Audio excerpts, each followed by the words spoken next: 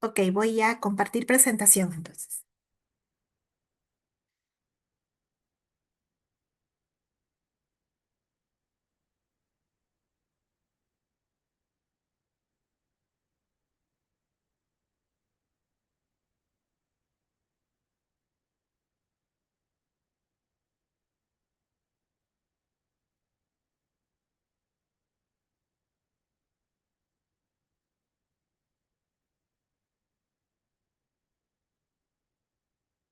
A ver, por favor, avíseme si se puede llegar a ver la presentación.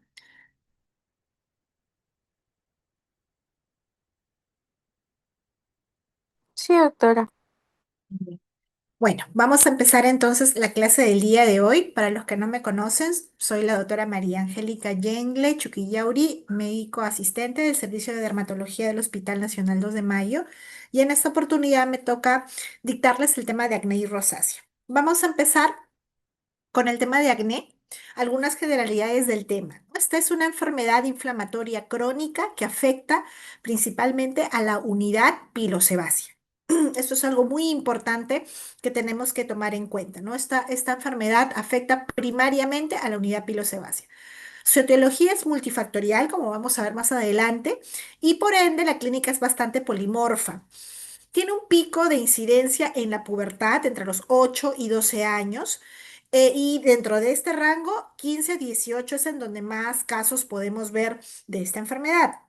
Es así que el 85% de adolescentes son afectados en algún grado, ¿no? Lo raro a esta edad es que uno no tenga acné. Lo más común es que tenga algún grado de acné. A partir de los 20, 25 años, esta enfermedad progresivamente va a involucionar hasta desaparecer. Se denomina acné tardío cuando el acné debuta o persiste en el paciente cuando éste cumple más de 25 años, ¿no? Y esto se da en muy pocos casos, alrededor del 8% de pacientes. La mayoría de estas son mujeres, la minoría hombres, e inclusive puede persistir signos de acné en esta población hasta más de los 40 años de edad. Para poder adentrarnos un poco a la fisiopatología del acné, hablemos un poquito del proceso de descamación o exfoliación natural de la epidermis, ¿no? Esta es la fase final programada del ciclo de vida de queratinocitos. Recordemos que el queratinocito viaja a partir de la capa basal en forma ascendente por los diferentes estratos, va teniendo cambios en su composición y en su estructura y finalmente llega a la capa córnea sin núcleo y cuando ya llega a la zona más superficial de la capa córnea, pues como ven en la figura, estos corneocitos se van desprendiendo uno a uno, ¿no? Y esto es gracias a que se activan enzimas glucolíticas, proteolíticas, reguladas por proteasas, y esto va a degradar las uniones entre corneocitos y permitir que los corneocitos se vayan liberando o exfoliando uno a uno eh, cuando llega a la zona más superficial de la capa córnea. Recordemos también que cuando nos centramos en el anexo del folículo de la unidad pilosebácea, recordemos que el folículo es solamente la estructura que forma el pelo, pero cuando hablamos de unidad pilosebácea ya hablamos tanto del folículo piloso como de la glándula sebácea que está anexa a él y el músculo piloerector que también se anexa al folículo piloso.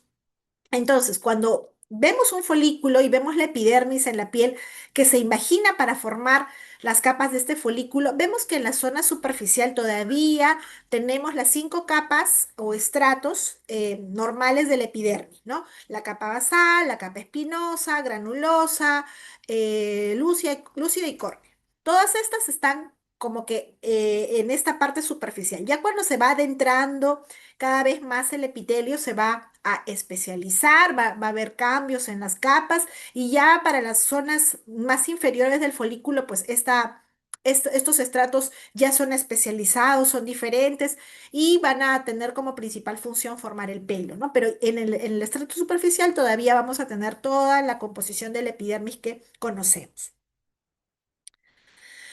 Otra cosa importante que tenemos que tomar en cuenta es que los andrógenos son las hormonas que van a influenciar de manera más directa a nivel del folículo, sobre todo en el área del infundíbulo. Recordemos que el infundíbulo es la parte del folículo que va desde la inserción de la glándula sebácea hacia el poro, que es la desembocadura, el orificio de desembocadura por donde sale finalmente el pelo, ¿no? Entonces, en este nivel, sobre todo, los andrógenos ejercen una acción de proliferación y diferenciación, ¿no? Tanto en los queratinocitos del infundíbulo como en los evocitos de la glándula sebácea. Y esto tiene también un rol bastante importante en la patogénesis del acné. Ahora, no es que se deba entender que los pacientes que tienen acné tienen un nivel superior o por encima de lo normal de andrógenos, no. Si uno pues hace un control de los niveles androgénicos de los pacientes con acné, pues todos van a tener, la gran mayoría, niveles normales de andrógenos. Lo que sucede es que a nivel infundibular o folicular, la sensibilidad de los receptores de los andrógenos aparentemente es mayor. Por eso es que podemos ver un efecto un poco más notorio a nivel del folículo con niveles de andrógenos normales. Entonces, recordar que la severidad, el acné no tiene nada que ver con el andrógeno y mucho menos la severidad del acné tampoco se relaciona a niveles superiores de andrógenos. Entonces, ¿cómo es que así hay una influencia del andrógeno a este nivel? Bueno, puede que haya solamente un rol permisivo que haga que sea como un factor que coadyuva a la patogénesis del acné o de repente presenta una sobreproducción del andrógeno a nivel local. Pues se ha encontrado que hay células a nivel del folículo que también pueden hacer pasar de la testosterona a la dihidroepiandrosterona, que es la forma más activa de los andrógenos a nivel local en el infundíbulo. Entonces, de repente puede ser que tengamos una sobreproducción local de andrógenos a este nivel. O como ya dije, de repente una mayor sensibilidad de los receptores de esta zona al andrógeno. Entonces, cuando ya nos adentramos a la fisiopatología del acné, tenemos nuevamente aquí nuestro gráfico del folículo. Tenemos el folículo piloso y la glándula sebácea que se inserta a nivel del folículo, ¿no? Entonces, vemos que a nivel infundibular, ¿no? Hay como una hiperkeratosis epidérmica. ¿Por qué? Porque hay una mayor cohesión o un aumento de cohesión de los corneocitos. Habíamos dicho que el corneocito, supuestamente al llegar a la capa más superficial de la piel, se tiene que descamar, se tiene que exfoliar naturalmente. Pues esto a nivel infundibular no se da de manera correcta, entonces los corneocitos quedan cohesionados y van formando progresivamente capas concéntricas que van tapando la luz folicular progresivamente. Y a este engrosamiento de la epidermis a nivel infundibular le llamamos hiperkeratosis infundibular. Entonces, ¿qué pasa con la secreción de sebo por parte de la glándula? Esta secreción de sebo no encuentra salida y se va acumulando progresivamente a nivel del infundíbulo y esto es lo que genera la formación del comedón inicial. Como vemos entonces, aquí ya tenemos el tapón folicular, esta hiperkeratosis infundibular que forma el tapón, que impide que la grasa que se supone debe salir por el orificio del poro no salga, quede atrapado y eso es lo que forma el comedón. Ya desde acá estamos viendo estos puntitos rosados, que son los puntitos que van graficando la presencia de una bacteria bastante importante.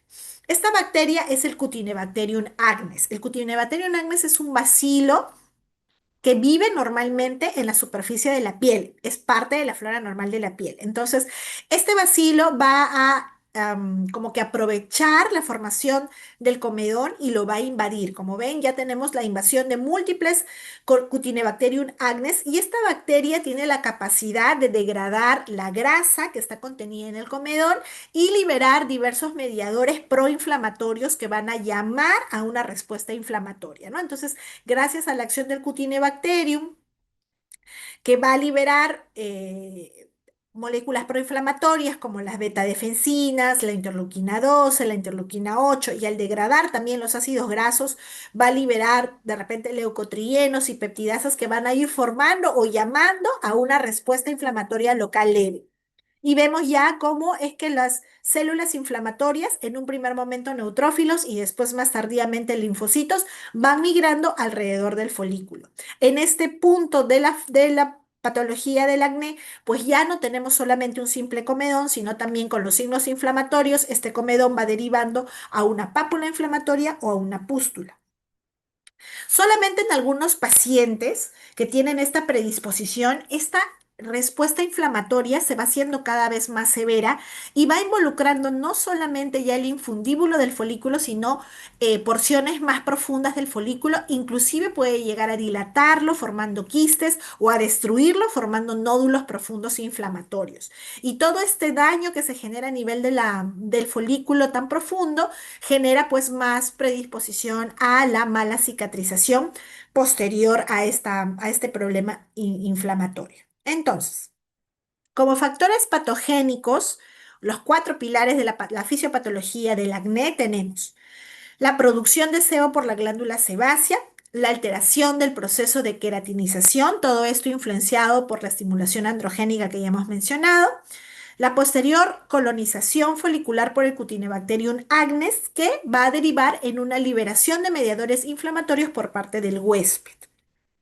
Entonces tenemos, ¿no?, que los factores patogénicos pueden ser primarios, ¿no?, por la producción de grasa a la glándula sebácea, por la hiperkeratinización infundibular, y también secundarios a raíz de la colonización bacteriana por Cutinebacterium agnes y una respuesta inmune por parte del huésped. Entonces, tenemos en este gráfico que en estos diferentes estadios, como habíamos mencionado, clínicamente tenemos también em, lesiones elementales que se corresponden, ¿no? Por ejemplo, en el primer estadio, donde solamente tenemos el tapón folicular y la grasa contenida a nivel infundibular, pues tenemos los famosos comedones. Recordemos que hay dos tipos de comedones, el comedón cerrado y el comedón abierto. Estos solamente se diferencian porque en el comedón abierto hay una comunicación de la grasa con el oxígeno externo y esto oxida la grasa y le da una tinción oscura, por eso es que se ve el comedón oscuro.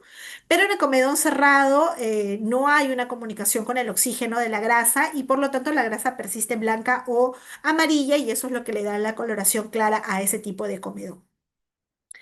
Luego tenemos cuando ya hay una respuesta inflamatoria por parte del huésped y una colonización por el Cutinebacterium. Clínicamente ya no solamente vamos a ver comedones, sino también presencia de pápulas inflamatorias y pústulas. Y finalmente, solo en algunos pacientes, cuando esta inflamación va profundizándose y haciéndose más severa, pues tenemos clínicamente ya presencia de quistes y nódulos. Recordemos también que el diagnóstico del acné es clínico y no solamente tenemos que tener las lesiones elementales, sino también la topografía típica del acné. Como vemos, prácticamente en casi el 100% de casos vamos a tener un involucramiento de la cara, pero recordemos que también podemos tener este tipo de lesiones, tanto en el pecho, en un 15% de casos, como en la espalda, en un 60% de casos. Y esto se debe a que las glándulas sebáceas están en todo el cuerpo, como sabemos, pero más, están como que más grandes y prominentes en estas zonas. Es por eso que aquí es donde más vamos a ver la afectación del acné. Para abordar el tratamiento del acné, ya que tenemos claro cómo lo diagnosticamos, tenemos claro la fisiopatología, las lesiones que podemos ver, la topografía en donde las podemos identificar. Entonces tenemos que tener en cuenta que el tratamiento también va de la mano con el tipo de lesión que podemos identificar en el acné. Es por eso que tenemos como una escalera terapéutica que va variando de acuerdo a la severidad del acné que podemos apreciar. Entonces, depende, si yo tengo un acné con comedones o ya tengo un acné con papulopústulas o tengo un acné ya severo con nódulo-quistes, voy a ir decidiendo qué tratamiento voy a escoger. Primero tenemos que tener en cuenta que para los acnés leves o solamente comedónicos tenemos la opción del tratamiento tópico. En este cuadro les presento como que un resumen de las alternativas de tratamiento tópico que tenemos para el acné. Vean cómo las clasifican, ¿no? Con una acción predominantemente anticomedónica, en donde eh, como que sobresalen tanto la dapaleno como la tretinoína, que son dos retinoides. Ya estamos hablando ya de un grupo de fármacos. Recordemos que los retinoides son derivados de la vitamina A y bueno, sus representantes tópicos pues, son la dapaleno y la tretinoína. Luego tenemos tratamiento tópico con acción antimicrobiana predominante. Y acá tenemos como principales representantes al peróxido de benzoilo, que es una molécula, como vamos a ver más adelante, con una acción antibacteriana, y a antibióticos tópicos como la eritromicina y la clindamicina. Y bueno, mención aparte merece el adapaleno, que ya lo habíamos visto acá en la acción predominantemente comedónica, pero el adapaleno, principalmente este tipo de retinoide, tiene también acción antiinflamatoria, no solamente anticomedolítica. Entonces, esto hace que el adapaleno sea una molécula que usamos mucho para el tratamiento del acné de manera tópica. Vamos a ir desarrollándola una a una, ¿no? Habíamos hablado entonces con los retinoides tópicos de la tretinoína o ácido retinoico, que es el primer retinoide sintético tópico estudiado. Tiene una actividad biológica 100 veces mayor que el retinol y el retinaldehído, pero con menor toxicidad. Encontramos ácido retinoico en concentraciones desde el 0,025 hasta el 0,1% y en vehículos principalmente como crema o gel. La limitación principal que se encuentra con el ácido retinoico es por sus efectos colaterales, ya que lamentablemente es un medicamento a veces poco tolerado, ya que puede generar en algunos pacientes con piel sensible ardor, eritema, descamación y mayor sensibilidad a la luz ultravioleta.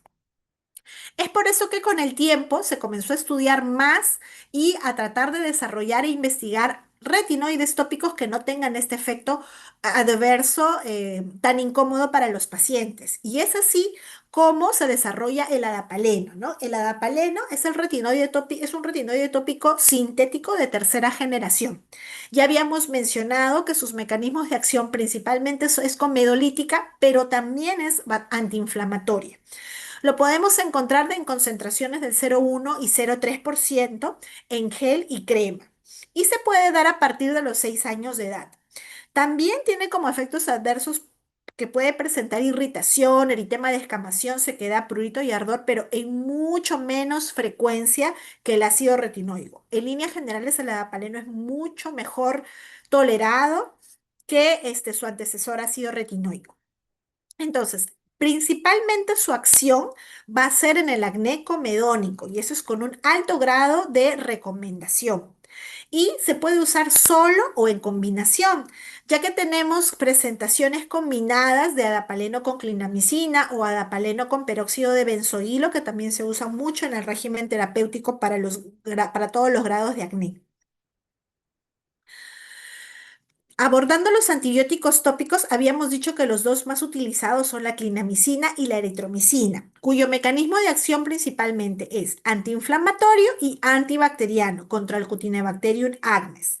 Podemos encontrar estas dos moléculas en concentraciones del 1 al 5% en presentaciones de gel, crema o solución. Generalmente no se utilizan en monoterapia porque se ha relacionado mucho el uso de monoterapia de esos antibióticos con un desarrollo de resistencia por parte del Cutibacterium agnes.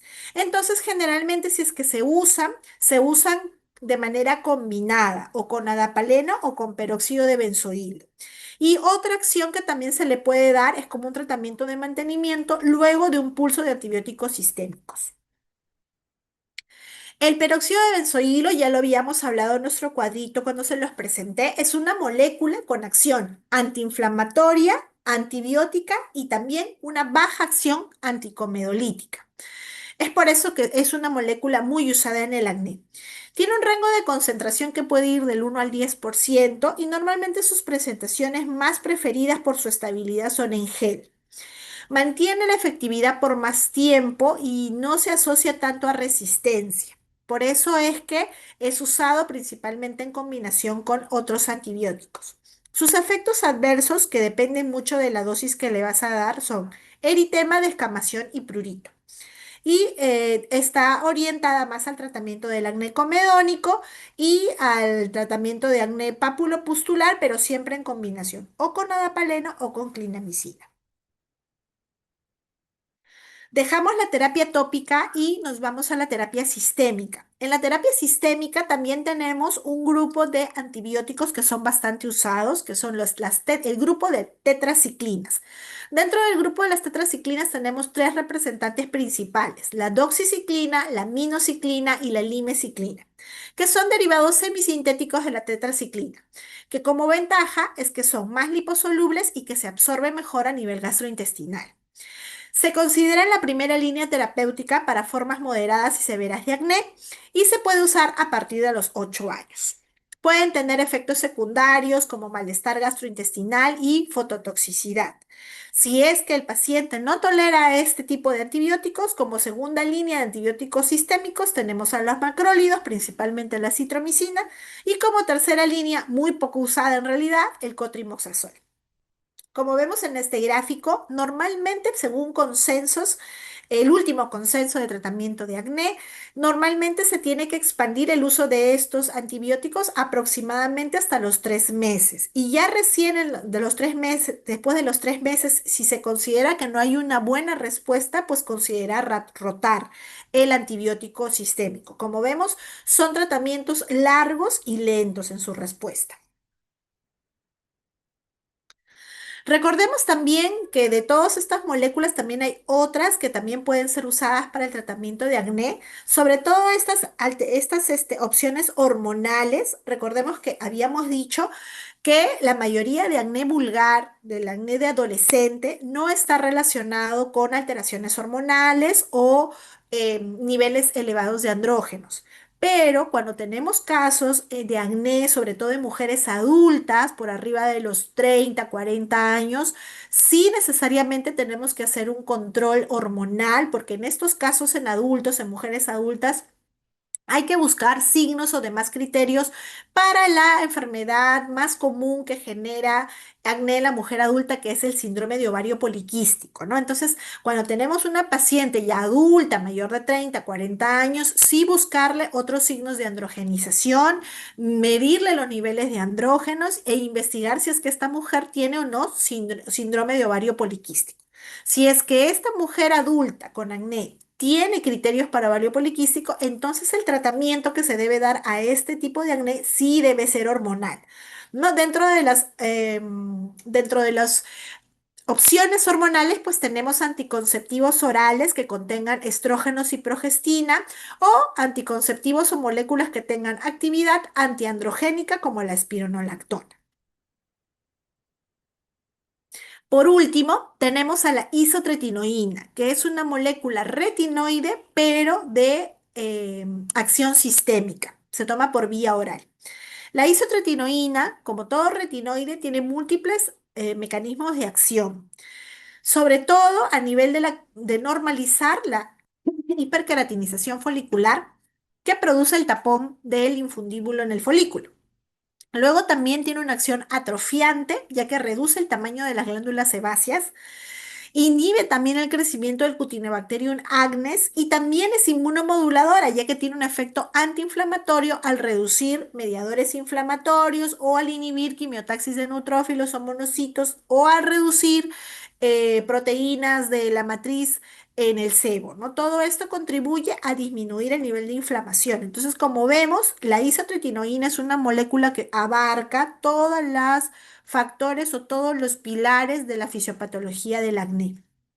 Entonces, las principales indicaciones de la isotretinoína son el acné severo, es decir, ese acné que tiene lesiones profundas como quistes o nódulos.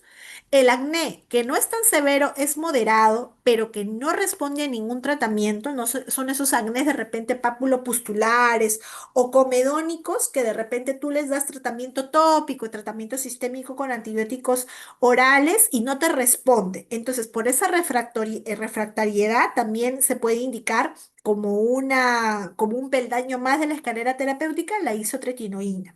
Y finalmente también se considera este tipo de tratamiento en aquellos acnés que produzcan secuelas cicatriciales y distrés psicológico en el paciente.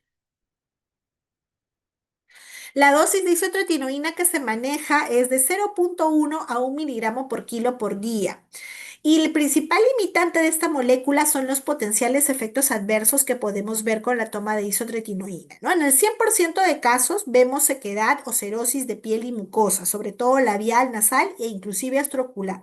Esto es lo que obliga que paralelamente a la indicación de isotretinoína, el dermatólogo también indique cremas hidratantes para la piel, sobre todo del rostro, un bálsamo hidratante para los labios, inclusive gotas hidratantes para la mucosa nasal y la mucosa ocular.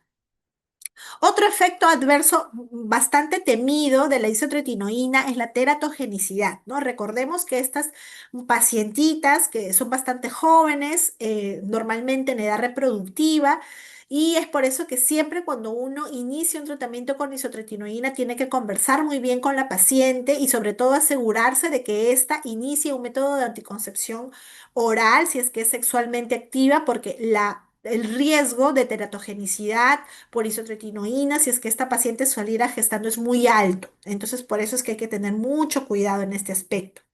Luego, otros efectos adversos más o menos comunes son cefalea, artralgias, mialgias. Inclusive se ha relacionado la isotretinoína a ideación suicida o depresión en algunos adolescentes. Es por eso que si los adolescentes o los pacientes tienen antecedentes ya de de este tipo de patologías psiquiátricas, pues no es conveniente iniciar isotretinoína. Laboratorialmente también hay que hacer un seguimiento de los pacientes porque hay algunos casos que también se relacionan a elevación de transaminasas, de colesterol y triglicéridos. Entonces, todos estos potenciales efectos adversos, y esto que solamente son algunos de ellos, obligan al dermatólogo a ser muy cuidadoso y sobre todo educar mucho al paciente y hacerle un seguimiento estricto a estos pacientes para evitar o identificar tempranamente alguno de estos eventos adversos. Entonces vemos en este cuadro resumen de todos los medicamentos que hemos mencionado, cómo es que la isotretinoína, que es la que está aquí abajito, es, siendo el retinoide sistémico, el que va a actuar en todos los aspectos fisiopatológicos del acné, tanto en disminuir la secreción del sebo, en controlar o corregir la hiperqueratinización a nivel del infundíbulo, en contrarrestar o tener una acción bacteriostática y bactericida contra el Cutinebacterium agnes y en disminuir el factor de inflamación de respuesta del huésped. En este gráfico también tenemos un resumen, ¿no? Como vemos que según el grado de acné, si hablamos solamente de un acné comedónico, pues tenemos como primera opción un retinoide tópico. Cuando ya tenemos alguna que otra lesión inflamatoria en el rostro del paciente, podemos combinar el retinoide tópico con peróxido de benzoilo o antibiótico tópico. Si ya el componente inflamatorio es más moderado, ¿no? Entonces ya podemos ir pensando en darle antibióticos orales, principalmente del grupo de las tetraciclinas. Y si ya tenemos un acné severo con presencia de nódulo quistes, pues aquí ya la isotretinoína oral sería la molécula ya que se podría indicar para este tipo de acnés. Finalmente, esta pregunta tan importante, ¿no? ¿Cuál es el rol de la dieta en el acné? Bueno, el paciente con acné debe tratar de evitar dos principales tipos de dieta. Una dieta rica o alta en carga glicémica, es decir, en azúcares refinados, y una dieta que tenga exceso de lácteos, sobre todo leche descremada. ¿Por qué? Porque estos dos tipos de dieta, cuando son en exceso, pueden generar una hiperinsulinemia y esta secundariamente o de manera indirecta también ser como una especie de estímulo androgénico para que toda la fisiopatología del acné se dispare y así el paciente tenga también cuadros o brotes de acné. Entonces tenemos como más o menos tanto los lácteos como la dieta rica en azúcares refinados pueden inducir un pico de insulina y este secundariamente otros tipos de mediadores que van a ejercer una acción androgénica indirecta que va a ocasionar un exceso de producción de sebo y una hiperqueratinización a nivel folicular y por consiguiente acné. Muy bien, ahora vamos a abordar el tema de rosácea. La rosácea es una enfermedad de una prevalencia global principalmente en adultos, ¿no? Aquí ya tenemos la primera diferencia con el acné. Habíamos hablado que el acné es una enfermedad principalmente de adolescentes, ¿no? Más o menos entre los 8, 11 años hasta los 15, 20 años podemos tener bordes de acné. En cambio, la rosácea es una enfermedad principalmente de adultos, a partir de los 30 en adelante. Es más frecuente en los fototipos bajos, es decir, en las pieles claras. Es más frecuente en mujeres que en hombres. Más o menos vemos un debut desde la tercera, cuarta década de vida con esta enfermedad. Tiene también una etiopatogenia multifactorial que inicia principalmente con una hiperreactividad vascular, como vamos a ver más adelante. Y tiene también diversos factores precipitantes como alimentos picantes, alcohol, fármacos, temperaturas extremas, ejercicio, estrés, etcétera.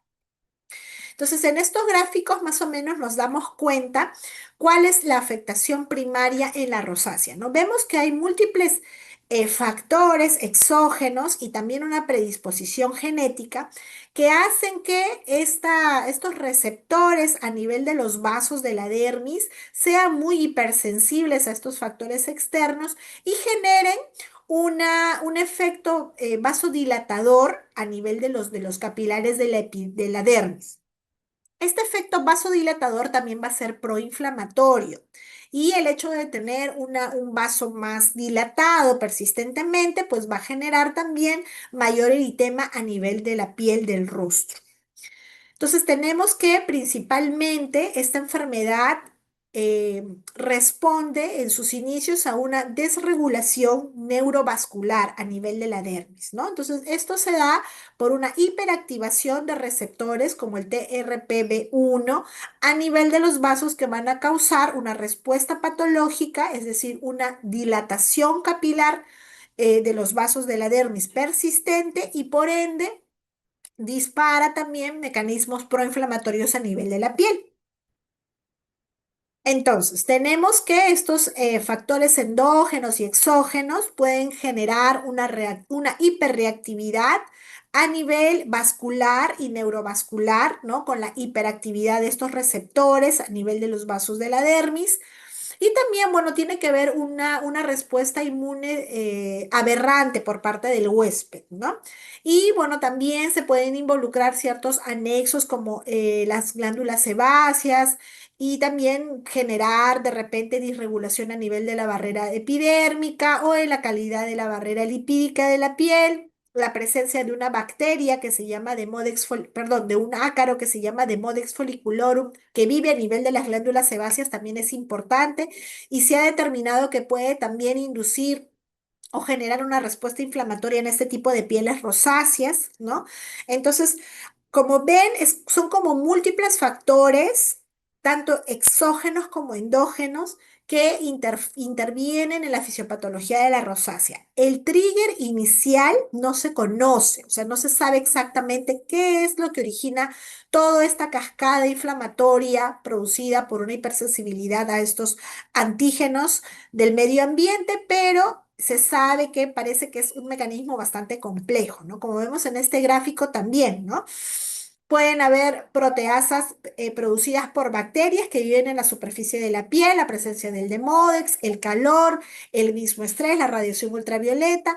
Todo esto puede generar a nivel de la dermis una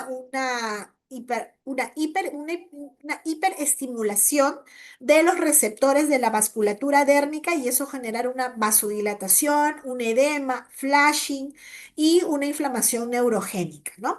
Por otro lado, también todo esto genera cascadas inflamatorias que también van a llamar a diferentes células proinflamatorias como macrófagos, neutrófilos, mastocitos y esto también contribuir a la cascada inflamatoria que a su vez también puede activar fibroblastos, lo que puede generar fibrosis a nivel de la dermis y también puede generar angiogénesis y una inflamación neurogénica. Entonces, los factores implicados con la patogénesis de la rosácea son muy variados, ¿no?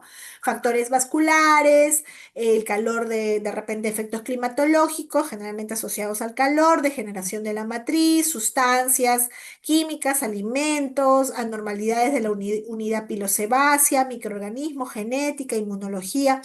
Es realmente toda una cascada compleja que genera inflamación persistente a nivel de la piel.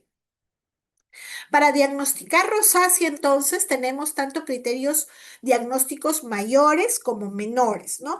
Los principales características diagnósticas de la rosácea son el percibir eritema centrofacial persistente con una periódica intensificación por los factores o los triggers ya mencionados y los cambios fimatosos, ¿no? Recordemos que la fima es esta característica que se da a nivel de la piel del rostro de los pacientes con rosácea, generalmente en estadios ya avanzados o crónicos, en donde por la fibrosis que hemos mencionado que se da a nivel dérmico, la piel comienza a notarse cada vez más engrosada, con una menor elasticidad, los poros como que se acentúan más, dando una apariencia a la piel como una piel de naranja, ¿no? También tenemos características mayores y menores. En las mayores tenemos el flashing o eritema centrofacial transitorio, pústulas, hay telangiectasias a nivel de las mejillas.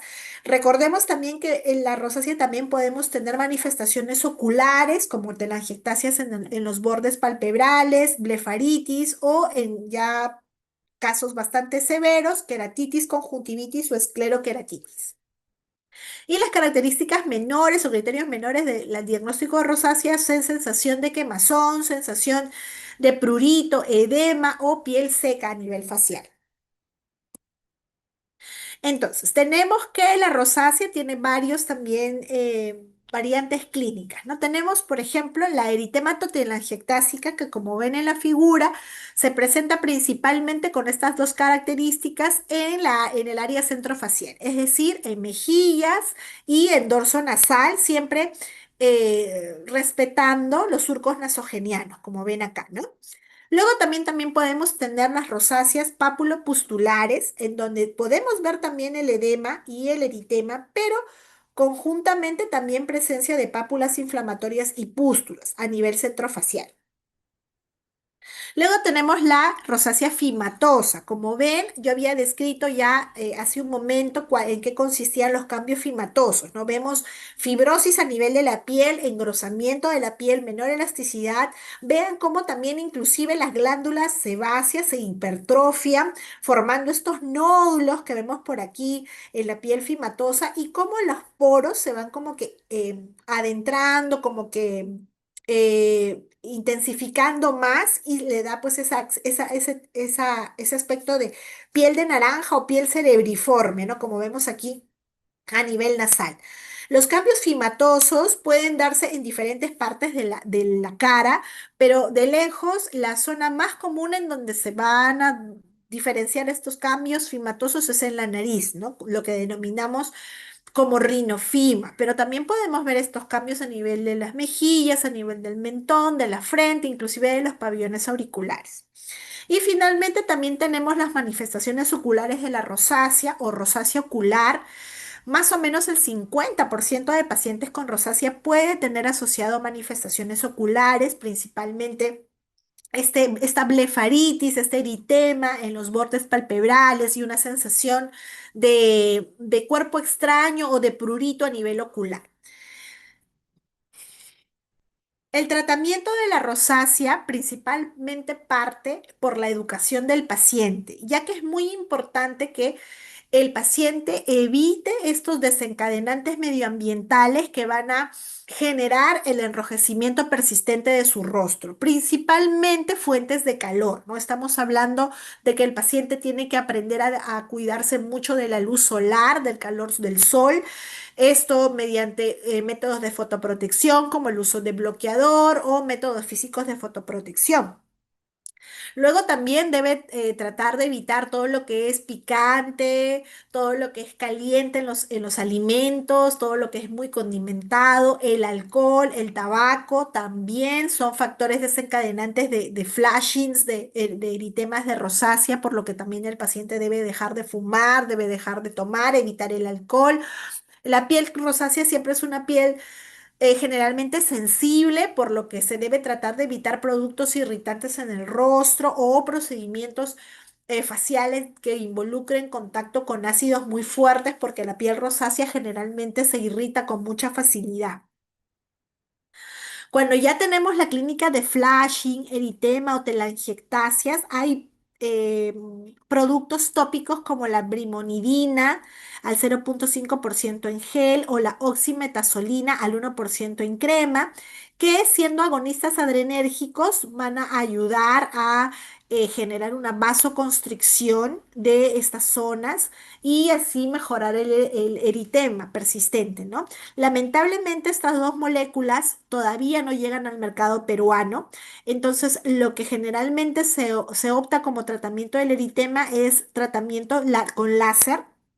Hay diferentes láseres vasculares como el láser neodimio o la luz pulsada, que son ya energías calóricas que se van a irradiar en la piel de estos pacientes y tienen la propiedad de generar una fototermólisis selectiva de estos vasos sanguíneos, los van a como que a quemar, pero de manera bastante selectiva. Entonces, poco a poco con cada sesión, estos capilares dilatados van a ir disminuyendo en cantidad, en número, y eso es lo que progresivamente va a generar en el paciente una sensación cada vez menor de eritema y por lo tanto una mayor calidad de vida. Las lesiones inflamatorias, o sea, cuando ya tenemos papulopústulas o nódulos en una rosácea, pues ya se tiene que tratar con otro tipo de fármacos, tanto tópicos como el ácido acelaico, el metronidazol, la ivermectina, si es que uno tiene sospecha, por ejemplo, de una presencia importante de Demodex o una proliferación del ácaro de Demodex en la piel de estos pacientes, también la ivermectina suele ser un arma o una opción terapéutica tópica importante en casos de rosácea. También pueden utilizar preparados azufrados, como la sulfacetamida sódica, el azufre en solución, y de repente en algunos casos los retinoides, aunque con mucho cuidado, porque recordemos que el retinoide puede ser irritante, entonces las pieles rosáceas a veces como que no lo pueden tolerar mucho. El tratamiento sistémico de la rosácea, ya cuando vemos un componente inflamatorio importante, mucho número de pápulas inflamatorias o pústulas, pues tenemos como alternativa sistémica las tetraciclinas, tanto la doxiciclina como minociclina, los macrólidos, a la cabeza la citromicina, y ya cuando tenemos casos refractarios o con presencia de nódulo quistes, pues la isotretinoína a dosis bajas de 0,2 a 0,3 miligramos por kilo por día también puede, por su acción inmunomoduladora, principalmente ser una opción válida para el tratamiento de rosácea. Cuando ya tenemos cambios fimatosos y esta fima está bastante inflamada, podemos darle retinoides tanto tópicos como sistémicos o antibióticos orales. Y cuando ya la fima no está inflamada y es una fima crónica estable, se le puede dar tratamiento quirúrgico para el moldeamiento de esta deformidad, de este engrosamiento de piel, con láseres ablativos o técnicas quirúrgicas especializadas para mejorar la estética de esa zona fimatosa. Y cuando tenemos ya un compromiso ocular con manifestaciones de molestias oculares en el paciente, pues debemos tener una evaluación oftalmológica, ya que el manejo debe ser integral en este tipo de pacientes, tanto por dermato como por oftal. Muy bien, eso sería todo con respecto a acné y rosácea. No sé si tendrán alguna pregunta.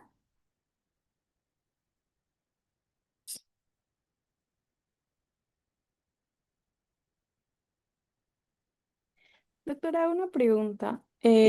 Con respecto al acné que mencionó que había un proceso de queratinización, ¿no? O de la estimulación androgénica, ¿podría tratarse con algún láser también? ¿O no hay efecto? Porque creo que hay láseres para eliminar, o bueno, me dijeron que era para eliminar el problema de andrógenos, que bueno, estaba bien caro, pero no sé qué tan efectivo sería. Muy buena pregunta, porque ahora últimamente han salido como que publicidades, ¿no? De láseres que supuestamente curan o mejoran acnés, ¿no? En realidad, el láser puede usarse en brotes de acné porque hay un tipo de energía de algunos láseres que pueden tener ciertas propiedades antiinflamatorias con el acné, pero no está tan orientado como para el comedón, sino más como para disminuir la inflamación en el folículo.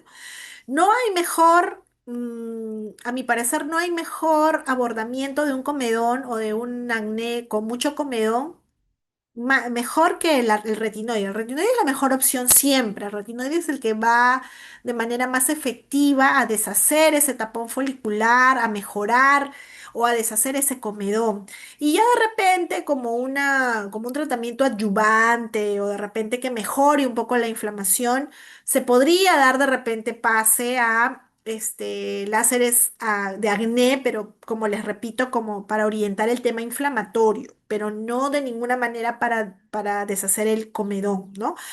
Ahora ha salido un nuevo tipo de láser que también está orientado a las glándulas sebáceas y que es algo bastante novedoso, pero se está viendo que aparentemente puede ayudar a reducir o a eliminar la acción de la glándula sebácea en el acné, pero generalmente en acnés aparentemente leves o hasta moderados, porque en el acné severo, ese que ya tiene mucho componente inflamatorio o inclusive nódulo quistes, se está viendo que este tipo de láser inclusive puede tener un efecto paradojal y empeorar este tipo de acné severos, ¿no? Entonces, son tratamientos que recién se están desarrollando, son máquinas bastante novedosas, muy nuevas y bueno, que todavía se tiene que estudiar mejor, ganar más experiencia para el manejo de acné con estas máquinas, pero no es que tampoco haya demostrado ser una alternativa definitiva para el acné, ¿no? Hasta ahora ningún láser lo ha demostrado.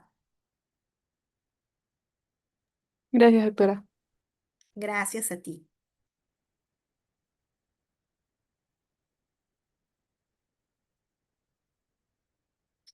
Bueno, si no hay más preguntas, entonces les agradezco la atención y bueno, hasta una próxima oportunidad con muchos de ustedes. Muchas gracias.